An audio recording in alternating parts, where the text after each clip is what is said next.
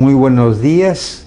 Aparezco adicionalmente en este programa con la finalidad de resaltar la participación y la actividad organizada por el Centro de Idiomas de la Universidad para un conjunto de charlas sobre literatura peruana que viene dictando en forma virtual el doctor Juan Manuel Chávez, que es un investigador de la literatura peruana que se encuentra estudiando un doctorado en Madrid en la especialidad de literatura latinoamericana. Es una persona muy versada en los temas de la literatura nacional y sus charlas son bastante sustanciosas en cuanto al fondo de los temas y la perspectiva y el enfoque que él le da, que le imprime novedad en el abordaje de estos temas de la literatura peruana.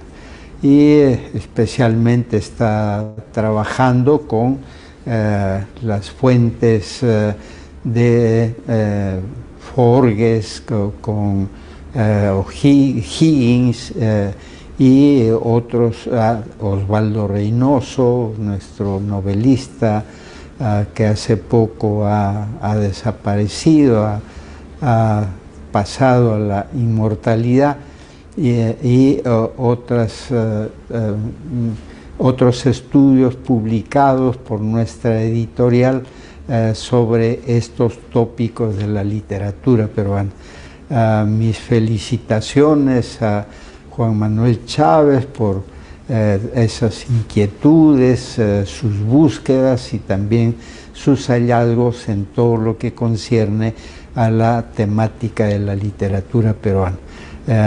Que todo su talento pues venga aplicándolo no solo en su formación, sino también en todo lo que él ya viene acumulando y compartiendo con todos nosotros a través de los libros que publica y los artículos también y otras actividades de promoción de la literatura y de la cultura peruana.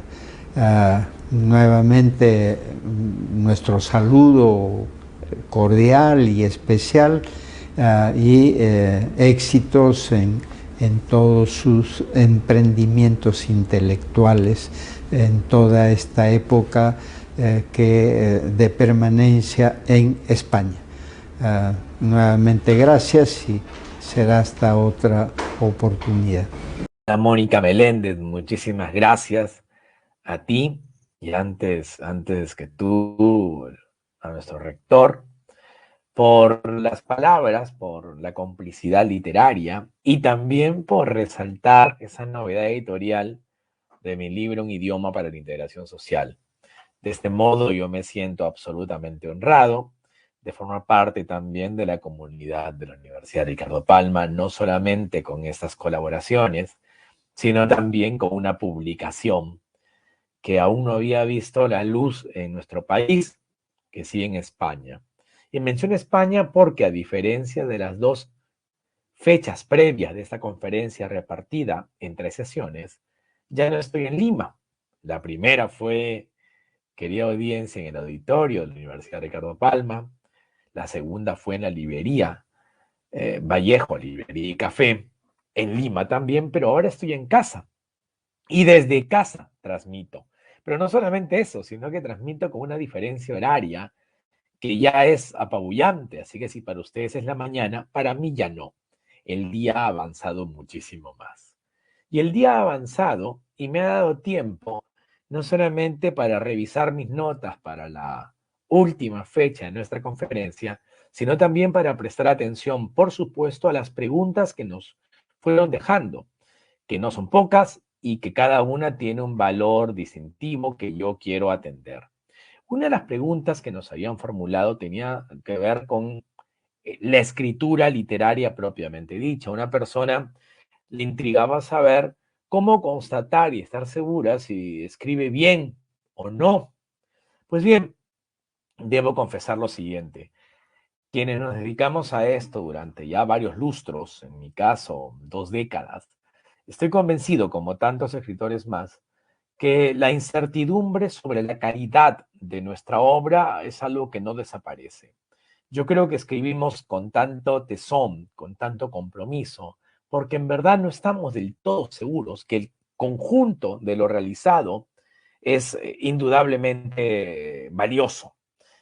Y la falta de certezas en torno a la calidad plena de nuestra obra es un impulso para levantarse cada mañana. Lo preocupante sería, para mí, estar seguro de que escribo bien. Esa forma de orgullo y vanidad socavaría el asombro que supone emprender la página en blanco todos los días. Dicho esto, yo sí creo en una capacidad sonora de lo literario. Cuando tengo dudas sobre una frase, cuando tengo dudas sobre un párrafo, siento que esto no funciona bien, pero lo intuyo más que estar seguro, someto mi original a la lectura en voz alta. Yo creo que la lectura en voz alta sigue siendo un verdugo de la frase mal hecha, de la incoherencia narrativa, de una disrupción poco agradable en lo literario. Yo recomiendo que para poner a prueba nuestras frases, leamos en voz alta, a ver si las soportamos, por lo menos. Otra pregunta ya no tenía que ver con la escritura, sino con la lectura. ¿Y en qué medida es importante la lectura en la etapa universitaria? Es una pregunta esencial, sobre todo para alguien que, como yo, no proviene originalmente del mundo de las humanidades. Recuerden que yo comencé mi vida universitaria a los 17 años estudiando ingeniería civil en la Universidad Nacional de Ingeniería. Esa universidad para la cual entrar implica someterse a un examen distribuido en 3 fechas, como 3 fechas tiene esta conferencia, y que uno, al cabo de 9 horas de examen conjunto, ve si ingresó o no ingresó. Pues bien, yo en la Universidad de Ingeniería no era un lector de literatura, ni de historia, ni de humanidades, pero sí era un lector de libros de ciencia, era un lector de divulgación científica, era un lector de problemas matemáticos.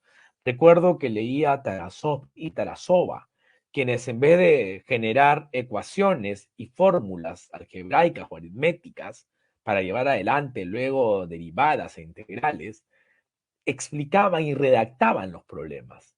Tal como el año anterior en la academia, yo había leído El hombre que calculaba, ese libro clásico de problemas de resonancias arábicas, aunque su autor no sea árabe.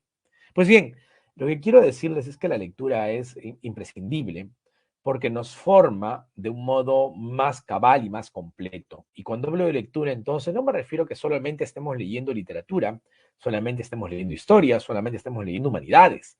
Yo creo mucho en la lectura de divulgación científica, por ejemplo. Creo mucho en esas prosas claves para poder entender los meandros de la física, las rutas complejas de la neurociencia o de la biología. La lectura, entonces, en la etapa universitaria no solamente es esencial, sino además un regocijo. Es un momento de crecimiento individual que luego se comparte. Y además en la época universitaria, donde tan difícil es ubicarse en grupo e individualmente, pues tener algo que contar de un libro recientemente leído y que esta información sea contrastada, precisa, exhibida con solvencia cuando la contemos a nuestros compis, a los colegas y a los amigos del grupo, pues uno queda un poco más brillante, o por lo menos no brillante, por lo menos más atractivo o singular. La lectura, entonces, es un aliado de enriquecimiento personal, pero incluso una llave interesante para la vida social en esa época ruda y, por supuesto, irrepetible a veces, de la universidad. Fueron muchas más preguntas las que se formularon, pero, por ejemplo, una tercera pregunta era sobre los poemas. ¿Cuál es el poema que daría una gran experiencia por su contenido? Hay quienes preguntaban sobre Melgar, pero yo quería irme a un poema que he vuelto a leer con gran admiración otra vez. Y es un poema breve cuyo contenido viene a cuento perfectamente de esta cita. El poema se llama La Lección. La autora es Blanca Varela, nuestra gran poeta, nacida en Lima en 1926 y fallecida en 2009. Leo La Lección, un poema cuyo contenido dejará muy a gusto a la persona que formulaba esta pregunta. Como una moneda te atraparé entre mis manos, y todas las puertas cederán. Y lo veré todo, y la sorpresa no quemará mi lengua, y comprenderé entonces el crecimiento de las plantas y el cambio de pelaje en las pequeñas crías. Hallaré la señal y la caída de los astros. Me probará la existencia de otros caminos, y cada movimiento engendra dos criaturas, una abatida y otra triunfante, y cada mirada morirá de apariencia, y desnudo y bello te arrojará la fábrica entre nosotros. Blanca Varela, México, 1959. El libro es Este puerto existe. Pues bien, si este es el caso de un poema, ¿qué otras preguntas tienen ustedes? Pues una muy puntual y tiene que ver con un autor aludido en la sesión anterior, que es Mario Vargas Llosa. Y me preguntaban qué diferencia notable se encuentra en el estilo de Vargas Llosa entre su juventud y la actualidad. Yo prefiero responderles de un modo muy travieso, y es recomendándoles un libro. El año pasado, la gran estudiosa de literatura peruana, Dunia Gras, catalana y gran amiga aquí en Barcelona, decidió encargarse de una nueva edición del clásico de Vargas Llosa y el clásico peruano, La ciudad y los perros. Aquel libro que en el año 1962 ganó el premio Biblioteca Breve. Pues bien, Dunia decidió reeditar en una edición crítica de cátedra La ciudad de los perros, no solo porque es un libro emblemático y clave, sino porque a él le interesaba ver al joven Vargas Llosa y leerlo y editarlo en el contexto contemporáneo. Creo que el libro lo tengo por aquí, incluso. Y si lo tengo por aquí, ustedes podrán disfrutarlo, por supuesto. El tema es el siguiente, con Vargas Llosa, y es que La ciudad de los perros es un libro esencial y la edición de la cual estoy hablando es esta, de Dunia Gras, del año pasado en cátedra. Ahí pueden ver un poco a ese joven Vargas Llosa, y ese joven Vargas Llosa, pero editado con una mirada de la actualidad, lo cual tiene que ver con lo que ustedes planteaban. Ahora, me preguntaban también cómo encuentro, cómo describiría la literatura peruana de la actualidad.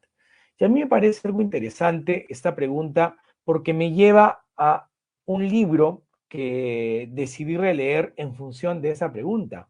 Y es este, Narrativa peruana del siglo XXI, hacia una narrativa sin fronteras y otros textos, de Miguel Gutiérrez, publicado por la editorial universitaria de la Ricardo Palma. Miguel se hizo esa pregunta: ¿qué es la literatura peruana en la actualidad?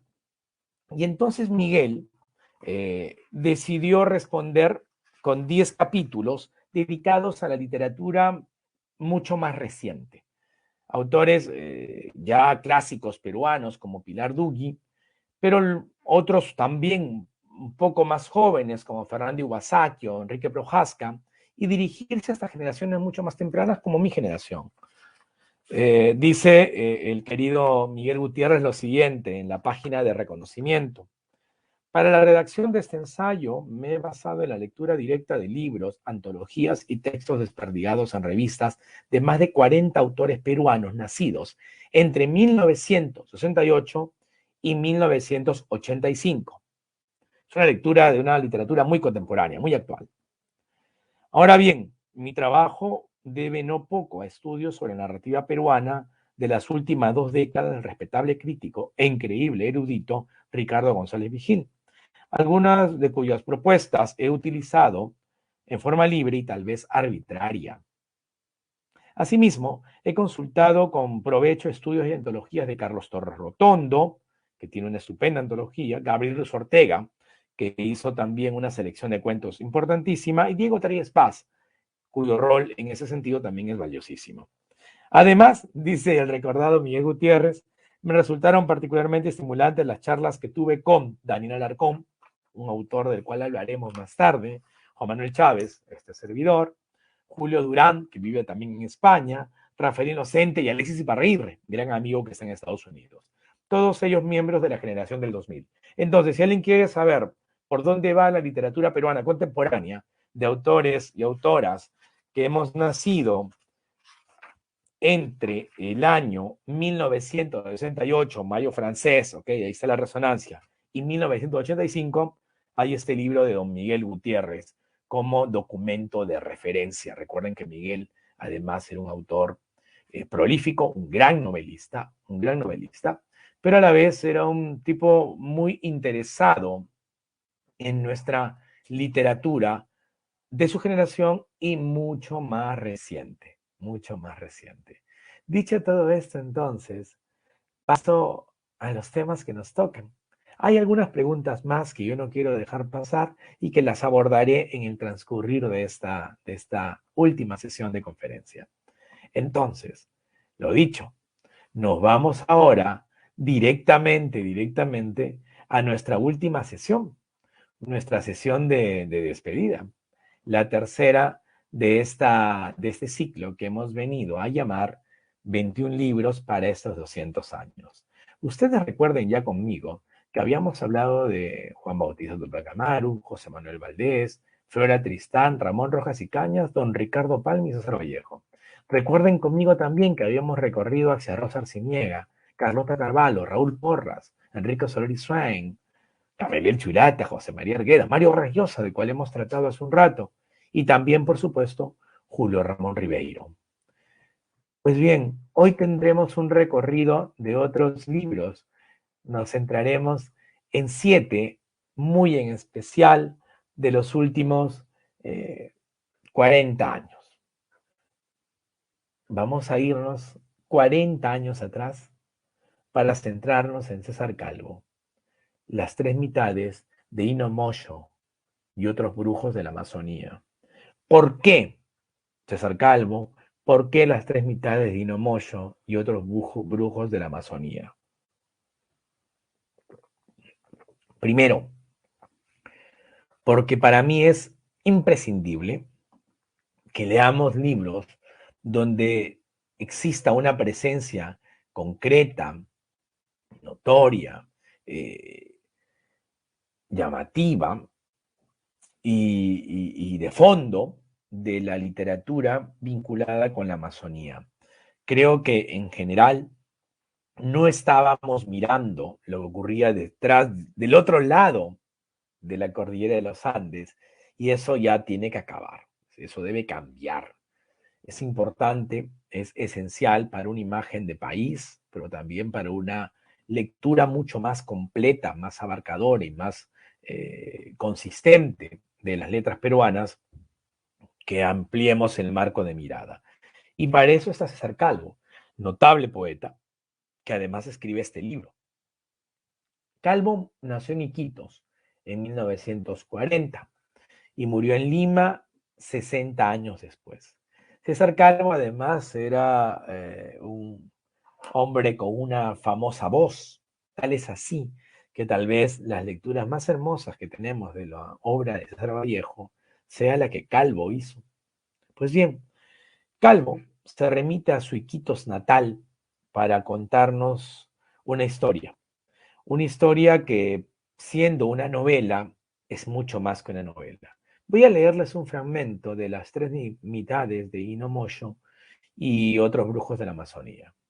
Dice así: más que nada suenan los pasos de los animales que uno ha sido antes de humano, los pasos de las piedras y los vegetales, y las cosas que cada humano ha sido, y también lo que uno ha escuchado antes.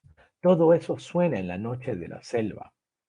Dentro de uno mismo suena, en los recuerdos lo que uno ha escuchado a lo largo de la vida, bailes y pífanos y promesas y mentiras y miedos y confesiones y alaridos de guerra y gemidos de amor, voces de agonizantes que uno ha sido o que uno ha escuchado solamente, historias ciertas, historias de mañana, porque todo lo que uno va a escuchar, todo eso suena anticipado en medio de la noche de la selva, en la selva que suena en medio de la noche. La memoria es más, es mucho más, ¿lo sabes? La memoria verídica conserva lo que está por venir y hasta lo que nunca llegará. Eso también se conserva. Imagínate, nada más imagínate. ¿Quién va a poder oírlo todo? Dime tú. ¿Quién va a poder oírlo todo de una vez y creerlo? Fragmento de Las tres mitades de Inomosho y otros brujos de la Amazonía. Lima, 1981. Pues bien, César Calvo nos muestra en este fascinante libro un recorrido en torno a la ayahuasca, en torno a un mundo alucinado de la Amazonía, donde el narrador, este periodista, está buscando saber cuál es el entresijo filosófico, humano, sideral, celestial y mágico de Inomosho y esa relación que tienen con la naturaleza, con los animales, cómo aquí se vive en una armonía igual en conflicto y cómo hay un mundo por descubrir donde lo racional occidental, donde la lógica occidental no tiene mucha cabida. Por ejemplo, es muy habitual decir en nuestra vida urbana que el tiempo vuela, en tal sentido, lo que queremos decir con esta expresión tan ordinaria, el tiempo vuela, es que aquello que dejas pasar hoy, pues ya se te fue. El tiempo vuela quiere decir que el tiempo no regresa. Aquello que dejaste pasar en su oportunidad ya se extravía. Pues para el mundo amazónico, tal como el mundo andino, a veces esto no es tan así. Hay un tiempo cíclico, de tal modo que aquello que no pudo ocurrir en este momento, quizá tengamos una oportunidad en el futuro. Es más, quizá ver el futuro es tan natural como recordar el pasado. El tiempo no es lo que siempre hemos creído, de acuerdo con esta visión del mundo que impregna este libro tan fascinante de César Calvo. ¿Recuerdan ustedes además que, que el arte amazónico está cada vez más presente en nuestras ciudades? Cuando uno mira la obra pictórica de Christian Ben Dayan o la de Rembert Yawarkani, por ejemplo, podemos ver que la mitología de esta pintura, como en el libro de César Calvo, es una mitología que nada tiene que ver con el mundo andino, menos aún brincaico del Tahuantinsuyo, ni tampoco de la costa. Podemos ver además que, por ejemplo, cuando uno mira un cuadro occidental o un cuadro urbano y uno mira el horizonte, normalmente hay una línea horizontal que separa el, la tierra del cielo, el suelo de la atmósfera o el entorno. En cambio, en las pinturas, por ejemplo, amazónicas, no suele haber una línea horizontal porque no hay una separación entre los planos. Así como el tiempo discurre circularmente o en espirales, también el territorio, porque todo es parte de un solo ser. El mundo natural, el río, la piedra, el individuo, no son elementos separados, disociados, sino en cierta armonía conflictiva. Entonces, cuando uno lee este poema Río, que parece una novela de César Calvo, uno está adentrándose entonces a un bosque desconocido, que no por desconocido deja de ser interesante, sino todo lo contrario. Yo siempre voy a recomendar que se lea este libro ejemplar, ejemplar entre los ejemplares del gran poeta que fue César Calvo. Si este es el primer libro de nuestra estación, tercera y última, pues ahora vamos al segundo libro. El segundo libro definitivamente es uno que conocen ustedes tanto como yo. Es más, es un libro que yendo a la pregunta que se formuló sobre si es importante la lectura en la universidad, yo creo que este es un libro que debería ser lectura de cabecera en las universidades. Se llama Historia del Tahuantinsuyo, de 1988, de María Rostorovsky. María Rostorovsky vino a cambiarnos el mundo. Cuando yo era escolar, yo crecí convencido en que los incas habían dicho aquello de Amayuya, Amaqueya y Amazúa. ¿Recuerdan ustedes? No seas ocioso, no seas ladrón, no seas mentiroso. Yo había estado convencido del vocablo imperio para hablar del incanato, el imperio de los incas, decía yo, porque era producto de mi formación escolar. Llega esta experta, María Rostorovsky, que dice, ojo, primero, Tahuantinsuyo, no Tahuantinsuyo. Nada de mascaipacha, es mascapaicha. Y comienza a corregirnos primero el léxico. Y recuerden ustedes lo que decía Borges, el nombre es arquetipo de la cosa. En las letras de rosa está la rosa y todo el Nilo en la palabra Nilo. Si nos cambian las palabras, nos cambian tal vez en el enroque de los significados. Y entonces Rostolovsky dice, no, esta era una civilización fundamental, clave, importantísima, pero imperio no. Los imperios son así, así y así, pero no estos. Y es más, ellos nunca dijeron esto de Maqueya, Mayuya, Masúa, esto viene de otro lado. Es decir, vino Rostorovsky a contarnos algo más cercano a la versión coherente del incanato. No digo vino a contarnos la verdad, porque eso son palabras muy extrañas, pero sí nos dio un aparato para comprender el incanato que parecía más lógico. Cuando uno lee Historia del Tahuantinsuyo, donde no se le llama imperio al incanato, donde se corrigen nombres, se quitan esas reglas morales, no se desinfla el incanato para nosotros, se engrandece porque se humaniza.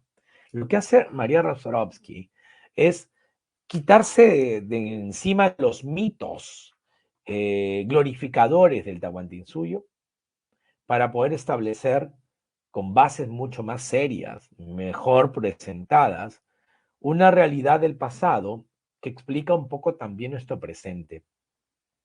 Cuando yo estudiaba en el colegio, pensaba en que el incanato había sido el tiempo más luminoso de lo peruano, tan luminoso, tan brillante, que era inalcanzable. Era una Arcadia, una utopía a la cual nunca llegaríamos. Después de leer a María Rostrovsky, yo creo que ahí hay un modelo de lo peruano, no el único, ni siquiera el mejor. Cada uno es valioso en su etapa, pero que eso no debe inmovilizar nuestro anhelo de hacer un Perú mejor. Es lo que uno siente luego de leerla, que podemos hacer todavía ese Perú mejor, que se está por hacer, y la oportunidad la tenemos nosotros. Por lo tanto, para mí, el libro de María Rostrovsky, Historia del Tahuantinsuyo, tiene un rol de experiencia de lectura y que para cualquier universitario sería también revelador. El tercer libro para hoy, de estos 21 libros para estos 200 años, está escrito por Carmen Ollé, que como César Calvo es poeta, pero a la vez una notable narradora. Me interesa el libro porque hacen tanto ruido, del año 1992. Sin embargo, de Carmen Ollé, ustedes deben saber ya bastante, porque bastante tiene escribiendo. Carmen Ollé es una poeta que vino a escribir lo que aparentemente no se podía escribir.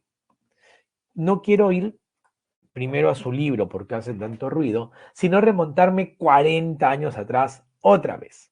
Así como con César Calvo y las tres mitades de Dino Moyo y otros brujos de la Amazonía nos hemos ido a 1981, yo quiero otra vez irme a 1981, cuando yo tenía 5 años. Ese año, Carmen Ollé publica Noches de Adrenalina, un poemario clave del feminismo, de la escritura del cuerpo hecho por mujeres y que hace algo que no se había hecho en el Perú, por lo menos no como ella lo había conseguido y lo habrá de conseguir. Escribir, poner en papel lo que se callaba. El gran mérito de Carmen Ollé, entre otros, está en que ella decidió plasmar en un poema aquello que se consideraba que no debía estar en un texto literario. Transgrede lo que imaginamos como poesía y convierte el debate íntimo y personal en algo poderosamente lírico. Cuando uno piensa en el poemario Noches de Adrenalina de Carmen Ollé, no puede dejar pensar en los versos que voy a leerles. Tener 30 años no cambia nada, salvo aproximarse al ataque cardíaco o al vaciado uterino.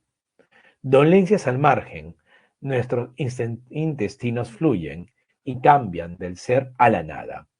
He vuelto a despertar en Lima, a ser una mujer que va midiendo su talla en las vitrinas, como muchas preocupada por el vaivén de su culo transparente. Lima es una ciudad como yo, una utopía de mujer. Son millas las que me separan de Lima, reducidas a solo 24 horas de avión, como una vida se reduce a una sola crema o a una sola visión del paraíso. ¿Por qué describo este placer agrio al amanecer?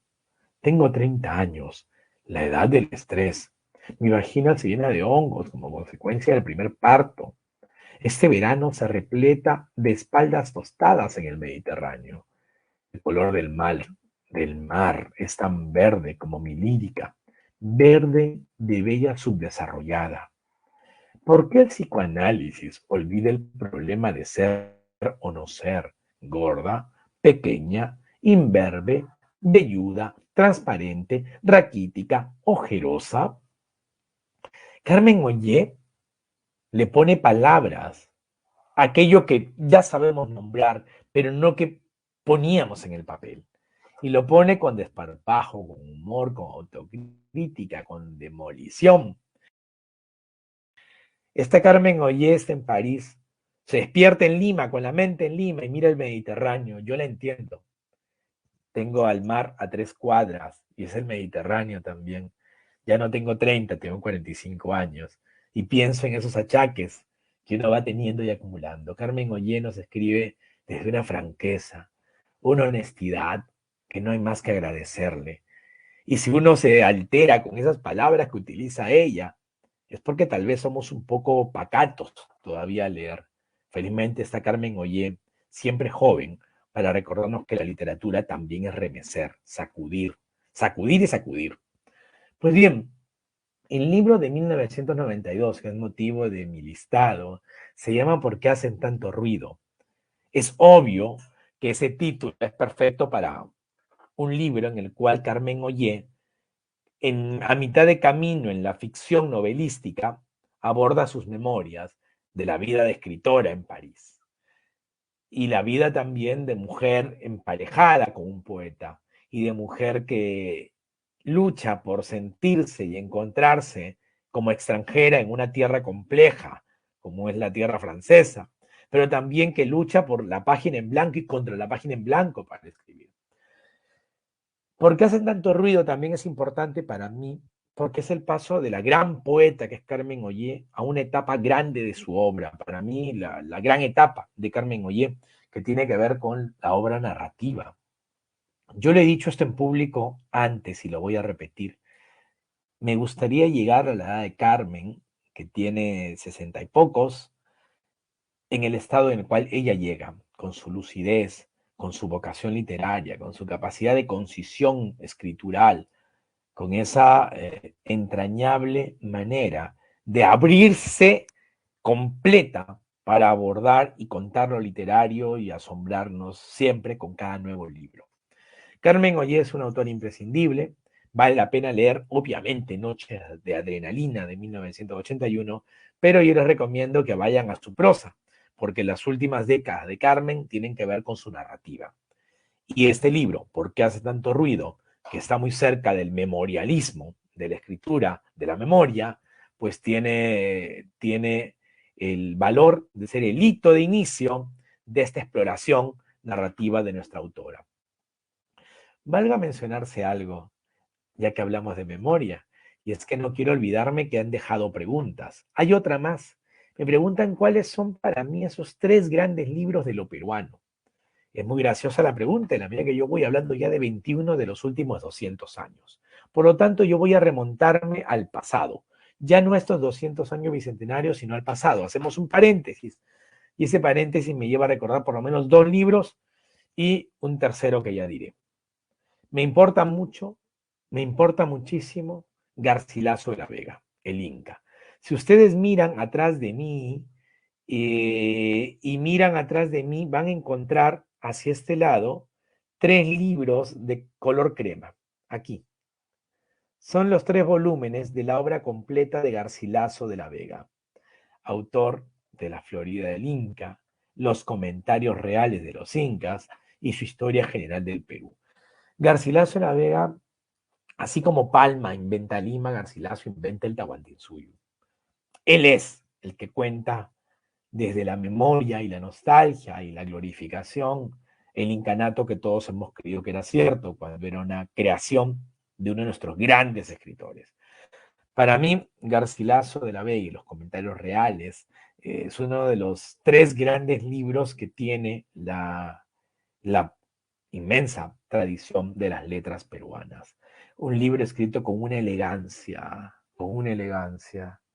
Además de la elegancia, qué bien imbrica Garcilaso de la Vega la reflexión sobre el Tahuantinsuyo, la descripción que nos hace, motivado por lo que le contaban sus parientes, y también sus recuerdos de infancia, junto a su padre, su madre, sus tíos. Esos recuerdos que él relata con una cualidad de biógrafo, de autobiógrafo, que son admirables. Para mí, de cajón, los comentarios reales de Garcilaso de la Vega. Un segundo libro sería uno que a veces le hace competencia.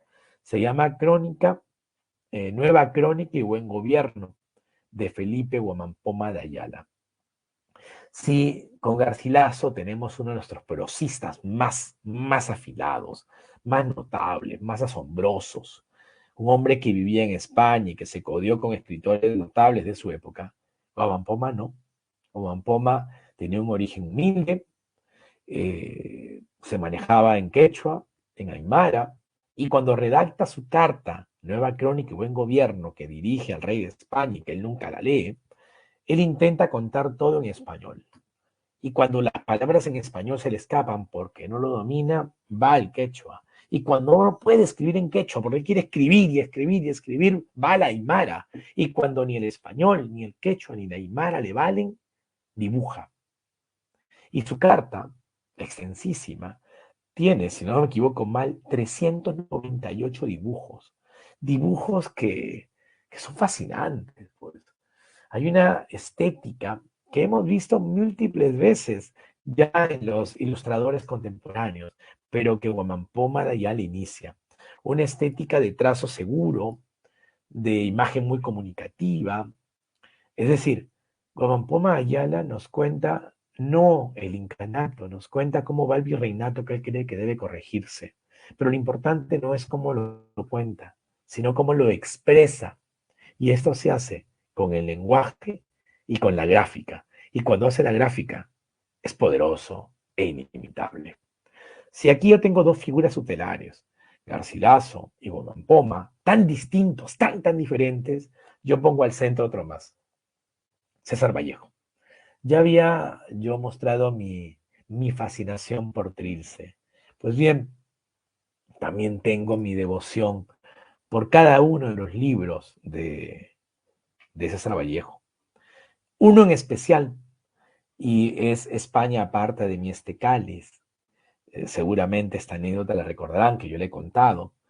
Al poco tiempo de venirme a vivir a España, en el año 2018, me entero, me cuenta un gran amigo, Paolo de Lima, poeta e investigador, que aquí, justamente en la comunidad donde vive, en Cataluña, se custodia lo que se consideraba el único ejemplar conocido del libro España parte de mi cáliz, que se publica 8 meses después de la muerte de César Vallejo.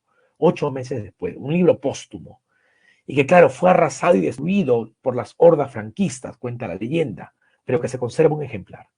y ese ejemplar es custodiado en la biblioteca del monasterio de Montserrat, en las alturas de las sierras de Cataluña. Y yo dije, voy a verlo. Escribí un correo a la biblioteca del monasterio pidiendo permiso, cual peruano, para ir a ver el libro de Vallejo, el único ejemplar que se conoce, el único que se salvó del fuego y la destrucción. Me dieron una hora para verlo, me permitieron ir con un lápiz y con una cámara fotográfica para poder tomar solo 5 imágenes. Y es lo que hice. Tengo una crónica al respecto que seguramente podré compartirles, pero para mí, ver la primera edición de España parte de mí este cáliz, donde aparece el famoso dibujo de Pablo Picasso, hecho a Vallejo, sin que lo haya conocido, eh, más que de forma eventual, pues le agrega un valor extra. Así que la pregunta esa, de 3 autores y sus libros, son estos. Para mí, Juan Poma, Garcilaso y Vallejo. Dicho esto, por supuesto, regresamos a nuestro cumplido listado.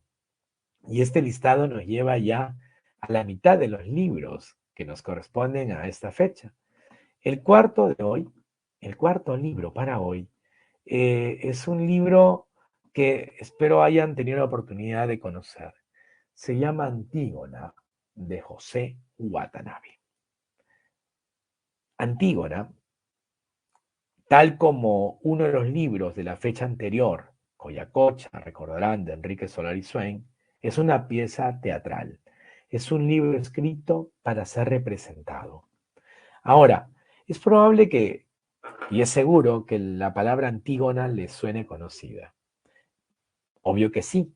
Sucede que Antígona, Edipo Rey, Edipo en Coloma, son títulos de obras escritas hace 2400 años en Grecia, obra de Sófocles. Lo que hace José Watanabe, Pepe Watanabe, este notable escritor peruano, es contar la misma historia que contó Sófocles hace 2400 años, pero trasladarla al Perú contemporáneo. Este es un libro del año 2000 donde se debate una cuestión muy simple. Antígona tiene 2 hermanos. Uno de ellos luchó a favor de la patria, defendiéndola, y otro luchó del otro lado de la patria, traicionándola. Y ambos, el patriota y el traidor, han muerto en el conflicto interno. Muertos los dos, la patria decide enterrar al héroe nacional y la patria decide arrojar a que se lo coman los perros al traidor. Al traidor no se le da sagrada sepultura. Y entonces Antígona, que es hermana, dice, no, ambos son mis hermanos. Yo quiero velar a mis 2 hermanos, sean patriotas o no. Y de eso va la obra de Watanabe. ¿Quién tiene razón? El Estado, el gobierno, el presidente, en este caso Creonte, el monarca, quien dice, no, no, no, no, no. La ley de los hombres dice que se entierra solamente al patriota, al héroe nacional. Y Antígona dice, no, la ley divina y del humano dice que todo ser humano, al margen de su dignidad o de su lealtad o de sus tradiciones, debe tener sagrada sepultura. Es una pieza de Watanabe hermosa y además breve.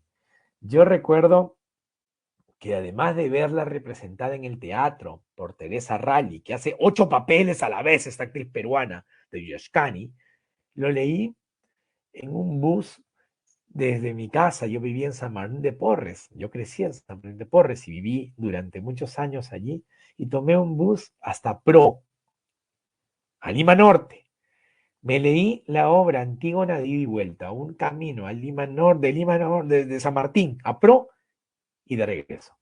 Es una obra para leer muy brevemente, la verdad.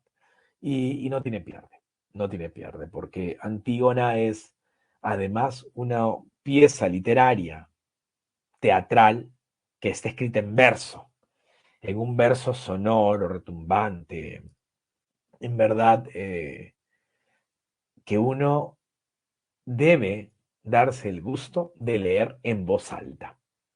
Y eso nos lleva a la pregunta inicial. en torno a cómo ajustamos nuestra escritura, la lectura en voz alta, pues Watanabe lo sabía muy bien.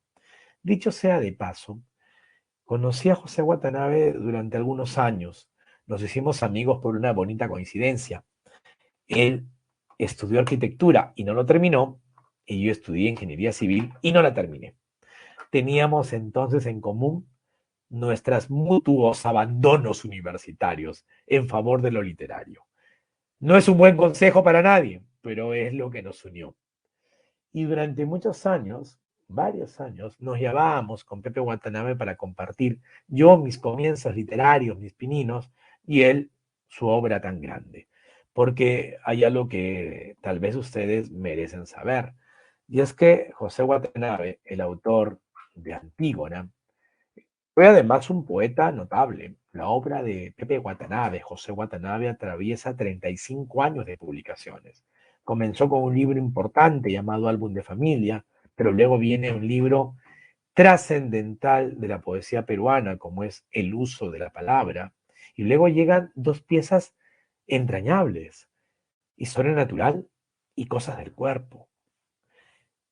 Y entonces ahí tenemos tal vez los grandes hits de Watanabe, poemas como El guardián del hielo o El lenguado, que uno va a ver citados siempre en revistas especializadas. Luego viene una obra diversa de Watanabe con libros como La piedra alada, Banderas detrás de la niebla o Habitó entre nosotros, que es un hermoso poemario que recorre un poco la vida de Jesucristo. Existe una edición de poesía completa de José Watanabe en Pretextos, publicada por los amigos de Pretextos en Valencia, que en España, que a mí me gusta citar. Dicho todo esto, lo que quiero resaltar es que con José Watanabe estamos frente a un autor de una obra teatral que no es cualquier cosa, es todo lo contrario. Intenta volver al presente un clásico universal como Antígona de Sófocles. Y lo hace este peruano de un modo extraordinario. Pero detrás de todo ello está el José Watanabe, poeta esencial, con 35 años de ejercicio lírico, y que falleció tan lamentablemente por un cáncer que parecía que vencía, pero que el muy canalla retornó. Pues bien, si esto es lo que había que decir de José Watanabe, pues, y Antígona, iremos a otro libro otra vez que ya no es de lo literario. Recuerden que hemos visto, miren, una lista muy variopinta. Voy a mostrarles otra vez la pantalla para que se deleiten con lo diverso que es nuestro menú del día de hoy. Hemos hablado primero de las tres mitades de Dino Moyo y otros brujos de la Amazonía, que parece una novela, pero es casi un poema largo, larguísimo, como un río. Hemos hablado de un libro de historia, Historia del Tahuantinsuyo. Hemos ido luego a un libro de memorias, que parece también un texto novelístico, porque hace tanto ruido. Y luego hemos ido hacia una obra teatral como Antígona de José Watanabe. Pues bien, ahora vamos a ir a un ensayo de aquellos que marcan un hito en las publicaciones del Perú. Historia de la corrupción en el Perú, de Alfonso Quirós. Este libro se publicó originalmente en el año 2008 y no se publicó en español, no se publicó en el Perú, se publicó en el extranjero. Y se publicó en el extranjero con una explícita instrucción de su autor, que solo se publicara traducido al español a su muerte. Entonces uno piensa, pero ¿qué pasó aquí? Pues bien, cuando uno lee Historia de la corrupción en el Perú, uno siente que se le escarapela el cuerpo. Uno dice, ¿cómo es posible? ¿Cómo es posible que se saquee a nuestro país de un modo tan brutal, sistemático, orgánico e inagotable? Que esto no haya cambiado con el paso de los siglos. Eso por un lado. Eso por un lado. Por otro lado, uno comprende entonces, siendo tan exhaustiva la investigación de Quirós, siendo tan profunda y tan franca la investigación que lleva a conclusiones estremecedoras sobre la manera en la cual se ha expoliado, se ha arrasado el erario nacional, que claro, este hombre prefería solamente publicarlo en inglés y no en español, porque en español arriesgaba su propia integridad por las represalias que podían traerle el contar esa cara B, ese lado oscuro de la política y el ejercicio del poder en nuestro país.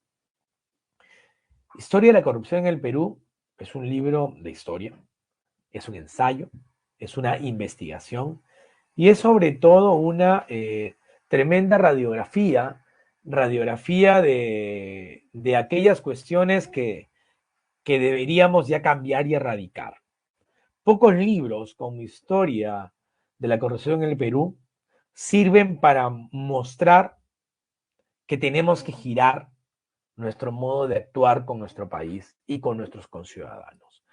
Es un libro en el cual nos enfrentamos a aquello no solamente que han hecho los poderosos, sino también cómo actuamos como individuos, como ciudadanos, en una sociedad que cada vez necesita mejores referentes y que su población esté a la altura de las máximas expectativas. Lo que hace Quirós es recorrer gobierno por gobierno, remontarse al virreinato, remontarse a administraciones previas a la República para explicar que esto es un mal que nos ha acompañado demasiado y que explica muchas de las razones del atraso en nuestro país. Si adolecemos de una salud pública poderosa, de una educación que nos enorgullezca mucho más, tal vez tiene que ver por esta forma de aceptación de la corrupción, incluso de prestigio de la corrupción. Entonces, Quirós no nos regala un libro amigable, es un libro duro, es una cachetada a nuestra condescendencia, a nuestra inacción, incluso a nuestra pusilanimidad. Por eso es importante leerlo, porque ahí está mucho de lo que no debemos ser, mucho de aquello que, pasado el bicentenario y de cara a los años venideros, tendríamos que erradicar, tendríamos que vencer, tendríamos que superar. Es por eso que este libro me parece también un libro de lectura habitual y de lectura persuasiva para quienes están en la universidad.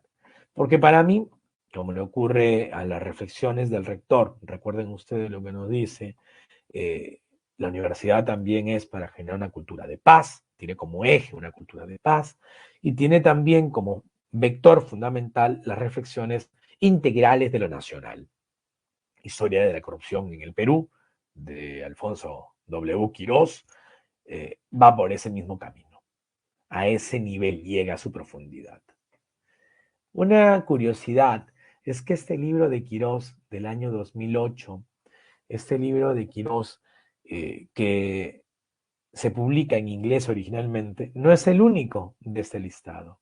Quiero que piensen cómo hemos hablado de libros que se publicaron en el pasado, no solamente en español, hemos hablado de libros publicados también en francés, libros que no han salido necesariamente en nuestro país, sino que se lanzaron fuera de nuestro país. Y recuerden también que hemos hablado de libros donde están atravesadas otras lenguas, como El pez de oro, que nos remite a la Aymara.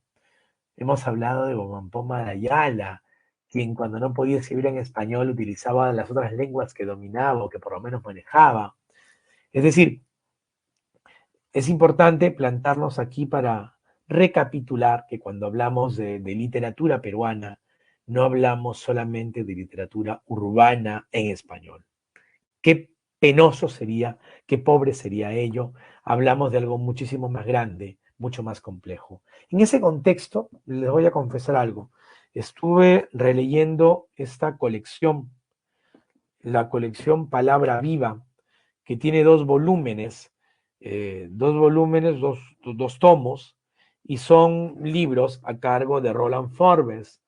Los publicó hace 10 años la Universidad Ricardo Palma. El primer tomo son entrevistas a narradores peruanos contemporáneos. Si Miguel Gutiérrez habla de escritores del siglo XXI, Roland Forbes se queda con escritores de la segunda mitad del siglo XX, que viene un poco a cerrar estas reflexiones. Pues bien, él se dedica a los narradores en el volumen 1 y a los poetas en el volumen 2. a mí me ha parecido gratificante regresar a estas entrevistas de Roland Forbes, porque en estas entrevistas están sus conversaciones con escritores como Manuel Escorza, Carlos Alonso Zabaleta, Julio Ramón Ribeiro, Baldo Reynoso, Edgardo Rivera Martínez, Mario Vargas Llosa, Alfredo Bryce. Incluso es interesante el libro, no solo por las entrevistas, sino por aquellas entrevistas que no le dan. Él, por ejemplo, convocó a Miguel Gutiérrez y a Miguel Gutiérrez le remitió un cuestionario de 24 preguntas bastante extensas, bastante grandes. Y Miguel le contesta lo siguiente. Esta respuesta de Miguel es del año 2009.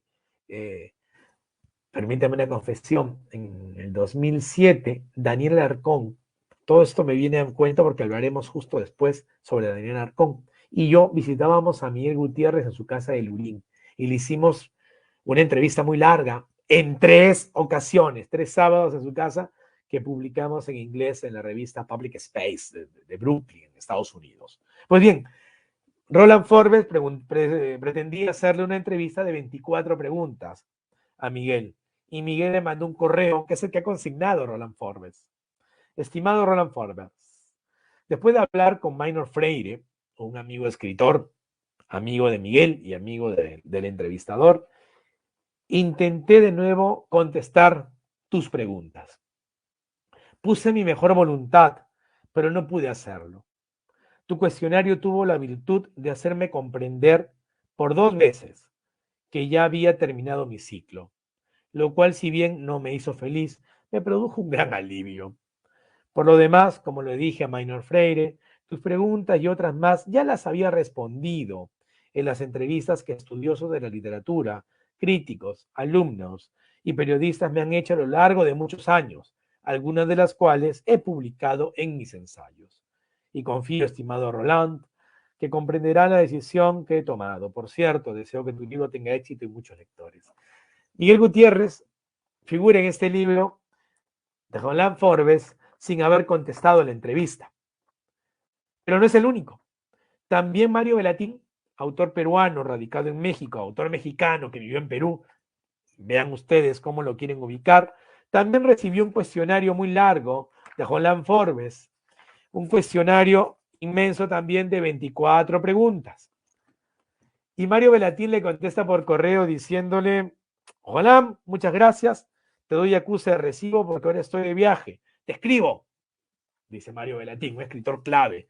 Recuerden ustedes su libro Salón de Belleza, entre tantos más. Pues bien, los correos van y vienen entre el entrevistador y su entrevistado, que no contesta, durante varios meses. Los correos abarcan 4 meses. El último de ellos, Mario Bellatín le dice, 5 meses, que la verdad, aquí va mi respuesta, dice él, pero al final nunca llegan. Lo que se excusa Mario Bellatín es que en buena cuenta se le fueron perdiendo los tiempos y las contestaciones. Mencionaba todo esto porque si uno tiene curiosidad no solamente por los libros de autores y autoras peruanos, sino también por ellos y ellas, por quienes crean estas ficciones o estas piezas teatrales o estos poemarios, pues tal vez en estos 2 tomos de poetas y narradores encuentren la palabra viva de nuestros clásicos nacionales. Así que a mí me parece interesante también regresar a entrevistas en las cuales podemos conocer estas palabras de un tiempo que vienen a iluminar un poco el presente de lo literario. Dicho todo esto, voy a un nombre que ya aludí y que toca tratar con una mayor profundidad. Ese nombre que aludí es Daniel Alarcón. Y Daniel Alarcón publicó en el año 2013 un libro en inglés que al castellano se tradujo como De noche andamos en círculos.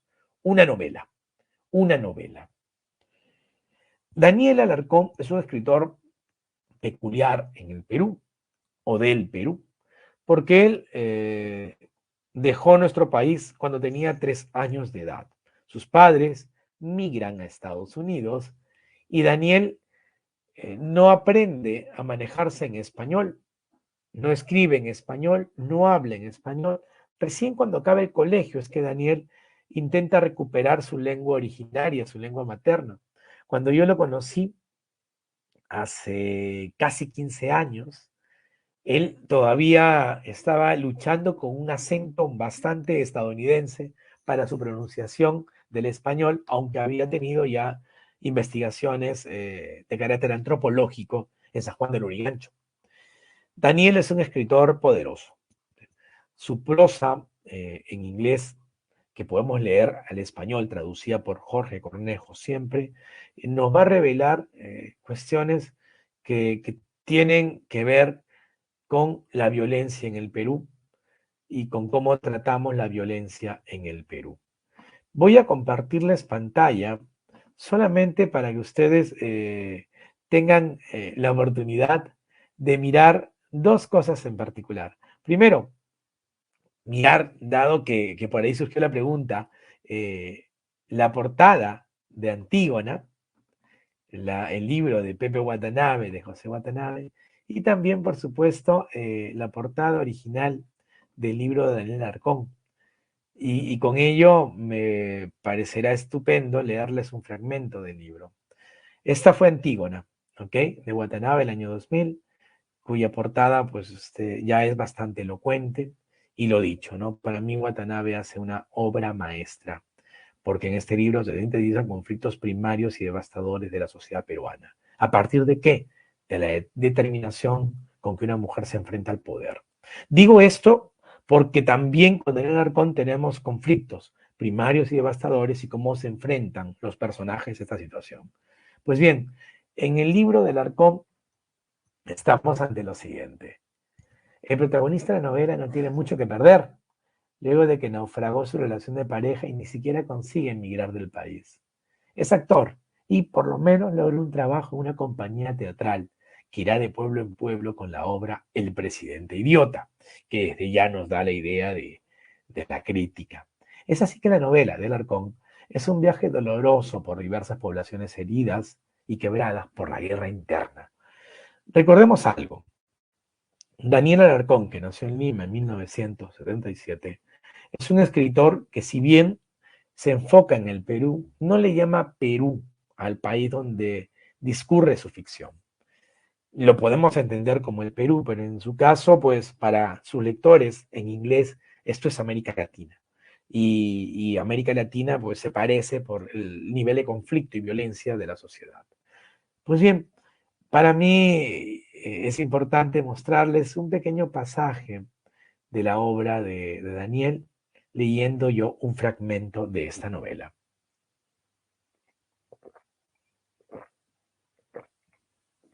Un lunes de marzo de 2001, Nelson fue convocado a los ensayos en un teatro de la Ciudad Vieja, a una cuadra del Óvalo, cerca de la Biblioteca Nacional, donde su padre había trabajado alguna vez.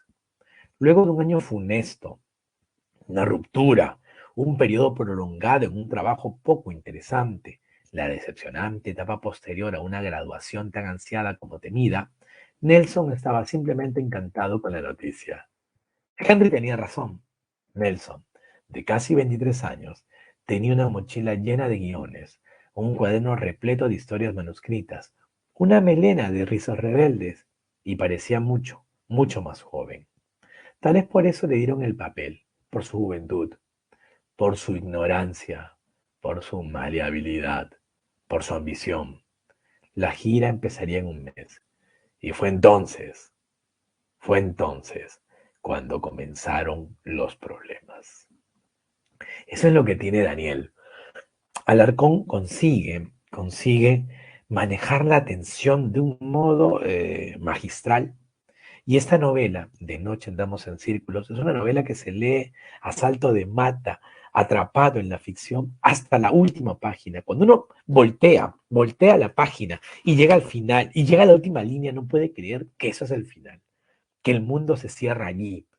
Es una novela gratificante, la verdad, esta de Daniel, y que recomiendo grandemente. Recuerden que Daniel Alarcón hace unos meses nada más, acaba de ganar una beca maravillosa en Estados Unidos, que además de los 600.000 euros que le dan, que no es poco dinero, lo pone en posición de privilegiado en la medida que este tipo de reconocimiento lo ha recibido antes gente tan valiosa como Susan Sontag, por ejemplo, la notable ensayista estadounidense.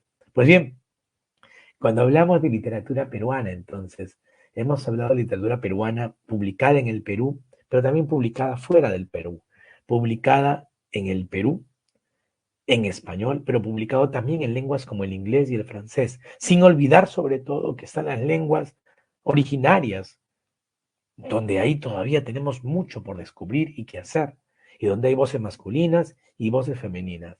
Incluso hay libros escritos y que en cierto modo no han sido publicados todavía, por lo menos no han salido de imprenta. Y el último libro de este listado es un libro así de extraño, así de importante, así de distinto. El último libro de este listado es un libro que pueden ustedes encontrar de un modo menos complicado que ir a una librería y hacer su inversión, que siempre está muy bien, sino sencillamente rastreándolo en Internet. El último libro que hoy nos convoca, el último libro de los 21 para estos 200 años, se llama La vida que yo viví, autobiografía de Magda Portal.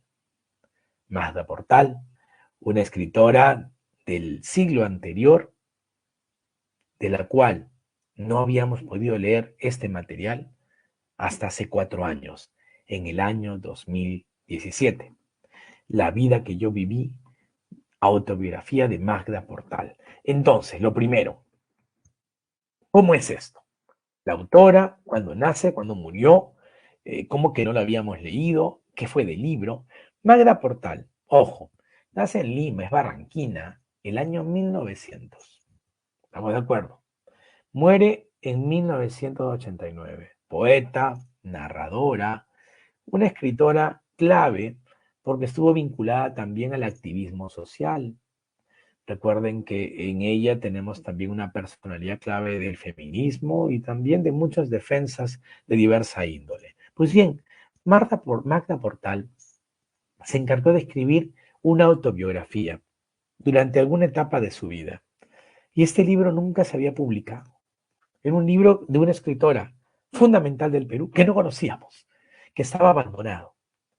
Y este libro, recién, hace 4 años, la Casa de la Literatura Peruana, esa institución que se ubica en Lima, al lado del Palacio de Gobierno, es una institución hermosa, muy bien llevada, museográficamente hablando, además, y también por el asunto del rescate de publicaciones, pues también rescató la autobiografía. Si ustedes buscan en Google y ponen La vida que yo viví, autobiografía de Magda Portal, Casa de la Literatura Peruana, podrán acceder al PDF de ese libro. Yo he elegido para ustedes, por supuesto, una de las páginas iniciales de esta publicación y se las voy a compartir. Se las voy a compartir porque no vale la pena que yo esté hablando solamente sin que ustedes puedan acceder a esa página inicial. Dice Magda Portal en esas páginas preliminares de su publicación: las autobiografías nunca son sinceras, o lo son a medias. Tampoco las memorias, aunque éstas reflejen mejor las emociones, las angustias o las alegrías vividas, que difícilmente pueden reproducirse cuando el tiempo ha transcurrido. Esta página que ustedes tienen ahorita al frente es la página mecanografiada por Magda Portal. Y es lo que ha hecho la Casa de la Literatura Peruana recientemente al rescatar este libro, darnos las páginas tal cual ella las tipeó o las mandó a tipear, que para el caso es lo mismo. Incluso, nosotros podemos acceder en la edición en PDF que ha subido la Casa de la Literatura Peruana a páginas como esta, donde tenemos ahí el trazo en plumón, la vida que yo viví, además de un extra llamado trazos cortados. ¿Qué hay aquí? ¿Qué hay aquí? Primero, lo que sabemos es lo que nos dice Magda Portal, que la autobiografía es un tipo de literatura que aún no habíamos tratado en este recorrido, y por eso me interesa mucho aquí, que intenta revelar el pasado de alguien con las dificultades de la recordación, con las dificultades que entraña el olvido y también la imaginación, intentando no que esto sea cierto, sino que esto sea lo más honesto posible. Y Magda Portal, en la vida que yo viví, ensaya esa forma de honestidad enternecedora, sobrecogedora y también asombrosa. En la vida que yo viví, Magda Portal también nos dice lo siguiente, que en buena cuenta aquí están sus recuerdos, pero que en estos recuerdos está el riesgo de mostrar lo que ella llama sus lacras, su lado oscuro, y ese riesgo es parte también del quehacer de quien redacta, de tal modo que ella no está escribiendo esta autobiografía para glorificarse, para santificarse, no. Aquí también están sus cobardías, sus derrotas. En ese sentido, la autobiografía es una pieza literaria, una pieza histórica a la vez, que no funciona como un espejo de quien le escribe, porque ahí tendríamos un reflejo de nivel de equivalencia, sino también es una escritura crítica, donde la persona que ensaya, en este caso Magda Portal, ensaya contar el relato de su vida, lo hace también consciente del tiempo pasado y a veces es inclemente con lo que fue en el momento de vivir lo vivido y también es piadosa consigo misma, cómplice. Entonces, cuando uno lee este libro 21 de los 21 libros para estos 200 años, está ante algo que para mí es esencial. La palabra de una mujer sobre lo que significaba ser mujer en el siglo XX en el Perú. Y eso ya merece plena atención, porque entre los muchos descuidos de los estudios literarios están también los descuidos en torno a la figura de la mujer como voz tutelar y clave y diferencial de la literatura nuestra. Y entonces en Magda Portal tenemos además una voz en primera persona. No es la vida de una mujer contada por otro, es la vida de una mujer contada por ella misma, sin necesidad de ocultar las miserias de la vida diaria.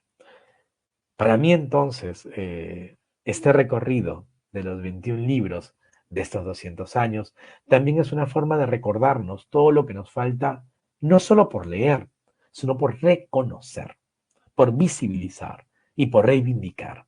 En ese camino, partamos una lanza en favor de esa literatura en lenguas originarias que no estamos conociendo y tampoco esa literatura escrita por mujeres que hemos desatendido por mucho tiempo, muchísimo tiempo, y que digamos basta ya, que hay que recorrer nuevos caminos y engrandecernos y enriquecernos con esas nuevas lecturas que tenemos por delante.